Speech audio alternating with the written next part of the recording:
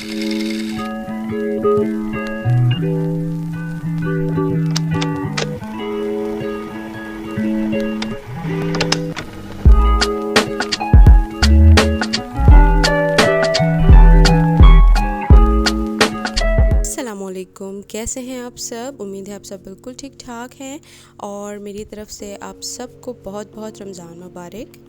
तो ये good morning हो चुकी है, लाइक इट्स ऑलमोस्ट 10 o'clock। मेरी आँख खुल गई थी तो मैंने सोचा मैं अपने सारे काम वगैरह वाइंड अप कर लूँ, क्योंकि जब तितली उठेगी तो फिर उसने तो मुझे कुछ करने नहीं देना। तो उसके सोते में ही मेरी कोशिश थी कि मैं ज़्यादा से ज़्यादा काम कर लूँ। ग्रोसरी चाहे आपने जितनी भी पहले की हो, लेकिन सब्ज़ी एक ऐसी चीज़ है जो आपको वीकली लेनी पड़ती है। और इस टाइम जो है हम सब्ज़ी वगैरह लेने ही जा रहे थे।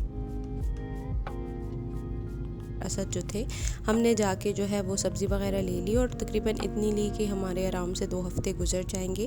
और फिर उसके बाद आकर जो है बाकी के काम वगैरह जो निपटाए।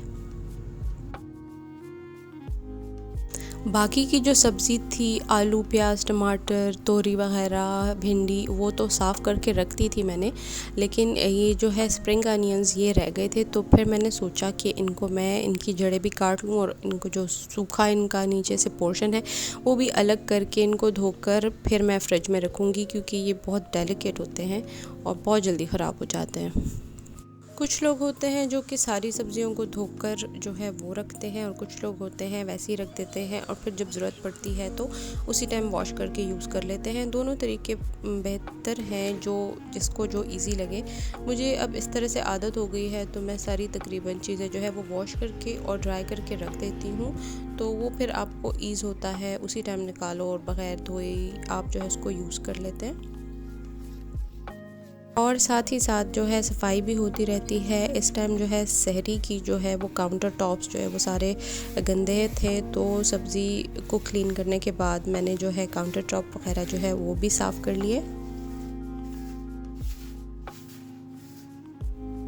हर किसी के घर की अपनी रूटीन होती है, हर किसी के अपना तरीक़ाकार होता है। ये सुबह का जो टाइम होता है जिस टाइम बच्चे सो रहे होते हैं, इसमें आपका मैक्सिमम काम हो सकता है, क्योंकि जब वो जाग जाते हैं तो उनकी हज़ार ज़रूरतें होती हैं।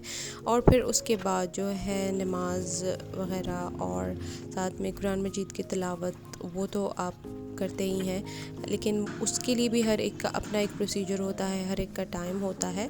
तो इस टाइम ये मॉर्निंग टाइम जो है ये थोड़ा सा मी टाइम आप कह सकते हैं, क्योंकि इस टाइम आपको बिल्कुल सुकून होता है और बच्चे भी तंग नहीं करते, और आपने जितने काम छोड़े होते हैं दिन के लिए वो आप इसी टाइम में वाइंड अप आसानी से कर सकते हैं। जैसे कि आपकी जो स्टिचिंग वगैरह हो गई, या और आपने जो कुछ भी करना है वो आप इस टाइम में बेहतर तरीके से कर सकते हैं।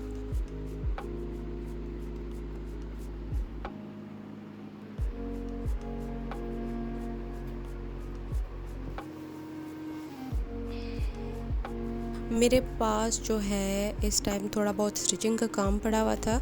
मेरे अपने कपड़े भी अभी रहते हैं, और थोड़े बहुत जो है जैसे कि सीज़न चेंज हुआ है और तितली पे पिछले साल के सारे जो लॉन के कपड़े हैं वो छोटे हो चुके हैं, तो टी शर्ट्स वगैरह तो मैंने ली हैं। लेकिन गर्मी में फिर आप लॉन के कपड़े ज़्यादा प्रेफर करते हैं बच्चों को पहनाना, तो वो भी साथ साथ में जो है मुझे स्टिच करने होते हैं। तो जब वो जाग रही होती है, उसने मुझे नहीं करने देना होता कुछ भी, उसको मशीन भी चाहिए होती है, सिजर्स भी चाहिए होती है, सब कुछ चाहिए होता है। तो जब वो थोड़ा सा इधर उधर होती है, जैसे कहीं पार्क चली जाती है या फिर सो जाती है, तो उसी टाइम में ये चीज़ मैं कर लेती हूँ। और आज अभी मैंने एक सिलाई भी नहीं लगाई थी कि वो जाग गई, और फिर उसके बाद इसको मुझे रखना पड़ा, और फिर उसको जो है जो उसकी डिमांड्स थी वो मुझे पूरी करनी पड़ी, और फिर उसके बाद जो है बाकी के काम वगैरह किए मैंने।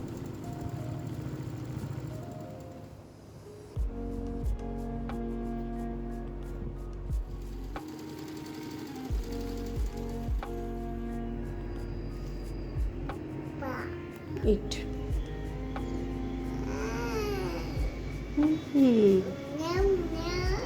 No? Is it good? चलो eat. Eat.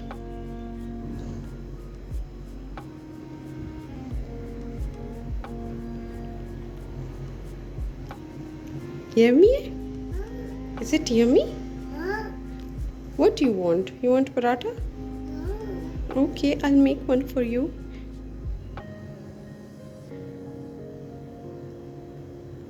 You want to eat some egg? No. You don't want egg? Where? Whom are you looking for? किसको ढूंढ रहे हो? Apples. You want some water? Okay.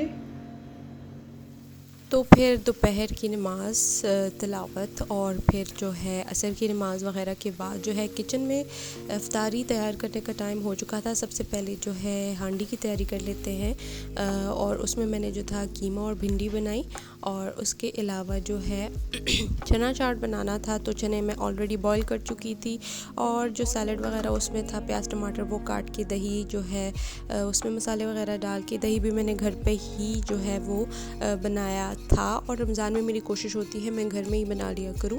और फिर उसके बाद जो है चना चाट बना ली और साथ ही साथ में जो है वो पकौड़ों के लिए जो है वो मिक्सचर वग़ैरह हमने बनाया हुआ था।